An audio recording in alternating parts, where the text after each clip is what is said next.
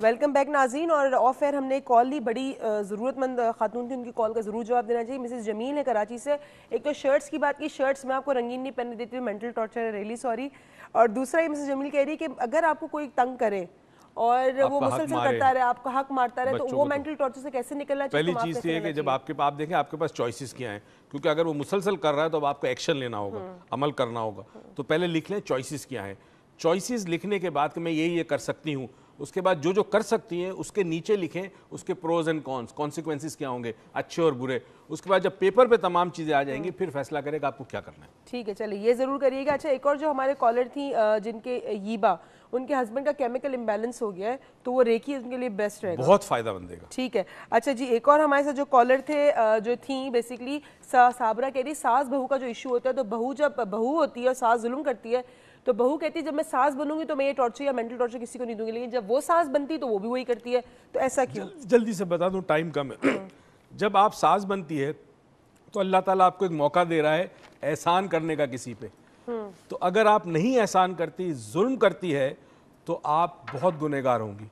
तो अगर आप पर जुल्म हुआ है मगर जब आप ताकत में आए और आप दूसरों पर रहम करें तो अल्लाह ताला इसका बहुत अजर देगा। अगर ये सासें समझ जाए ये बातें तो बहुत घर में तो ये मेंटल टॉर्चर बेसिकली खुद पे हुआ है तो दूसरे पे खुन्नस निकालने वाली बात है, खुन्नस निकालने वाली वही करती हैं। अच्छा, जो एक थी कि मोहम्मद इकराम साहब की कॉल थी कि जो टीजिंग करते हैं किसी के नाम से, तो वो क्या मेंटल टॉर्चर में आता है? बहुत है। आप टीज करते हैं आपकी किसी हरकत पे, आपके किसी नुक्स के ऊपर, राइट, बार बार करोगे तो बहुत बड़ा मेंटल टॉर्चर है। आखिरी अलवीना का कि उनके जो कजन है उनका ओवरवेट हो गया है, तो वो वेट की वजह से वो चल नहीं पहली बात ये कि जो इंडोक्राइन ग्लैंड्स के एक्सपर्ट डॉक्टर होते हैं, अभी इनफैक्ट थोड़ी देर पहले शो में थे डॉक्टर शहजाद के, तो पेडियाट्रिक एंडोक्रिनोलॉजिस्ट होते हैं, उनके पास जाएं, चेक कराएं ग्लैंड्स में क्या प्रॉब्लम है, उसके बाद आप हमसे भी रुजू करें, हम हेल्प कर सकते हैं। चलें, थैंक यू सो मच, आपके सारे जवाब दें। थैंक यू सो मच आपकी सबकी कॉल्स का।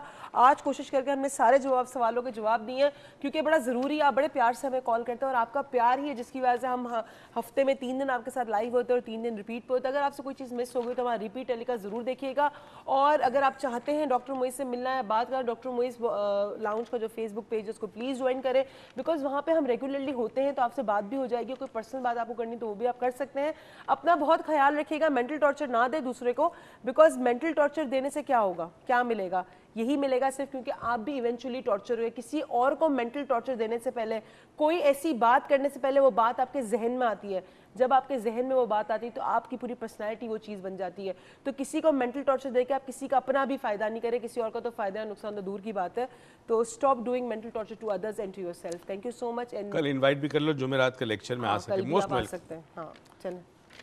अच्छा जी, मुझे नहीं पता कितने मिनट बाकी हैं, मगर एक छोटी सी कहानी है, और ये कहानी सुनकर उम्मीद करता हूँ कि जो लोग दूसरों को ज़हनी अजियत देते हैं वो कम से कम इस बात को रियलाइज़ करेंगे कि जिसको वो ज़हनी अजियत देते हैं उसका क्या हाल होता है।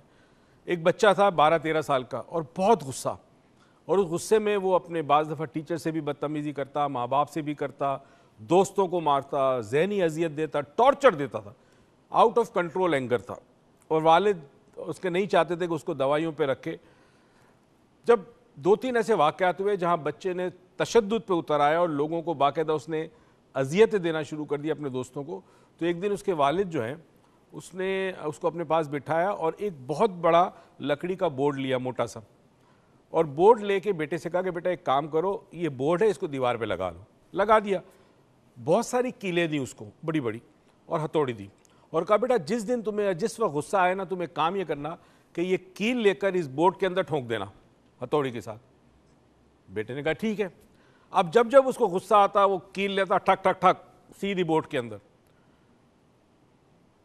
चंद दिन के बाद वो बोर्ड पूरा भर गया कीलों से। वालिद ने जब देखा कि बोर्ड पूरा भर गया तो उससे कहा कि बेटा एक काम करो, प्लास लेके आओ और उन कीलों को निकालो। बेटे ने बारी बारी सारी कीलें निकाली। जब कीलें निकल गई तो वालिद ने कहा बेटा बोर्ड को देखो। तो बोर्ड में हर जगह सुराख थे। वो खूबसूरत बोर्ड लकड़ी का सुराख से भर चुका था। बेटे को बाप ने कहा कि बेटा देखो, ये हालत हुई है बोर्ड की तुम्हारे गुस्से की वजह से। तो जिस शख्स पे तुम गुस्सा करते हो या जिसको तुम ज़हनी अजियत देते हो, देखो उसकी क्या हाल होते हैं। क्या तुम चाहोगे कि यही हाल कभी तुम्हारे साथ हो या कोई तुम्हारे साथ ही हाल करे? नाजरीन, इस बात का ख्याल रखिएगा कि हमारी हरकत, हमारे रवैये, हमारा बर्ताव, हमारी ज़बान से कहे हुए अल्फाज ना जाने किसी पे कितना बड़ा जुल्म ढाते हैं, हमें अंदाज़ा भी नहीं होता जब तक हम पर नहीं आ पड़ती। इससे पहले कि ज़िंदगी में वो काम जो हमने किए हैं, वो अजियतें जो हमने लोगों को दी है, पलट कर हमारे पास आए, हमारे सामने आ जाए, हमारे ऊपर आ जाए, कोशिश करें कि शऊर के साथ, अवेयरनेस के साथ वो काम ना करें जिससे हम दूसरों को ज़हनी अजियत पहुंचाते हैं। इस दुआ और उम्मीद के साथ कि परवरदिगार आपको ज़िंदगी में बेतहाशा खुशियाँ दे और तौफीक दे कि खुशियाँ और सहूलतें आप दूसरों में बांटें। पाकिस्तान पाइंदाबाद।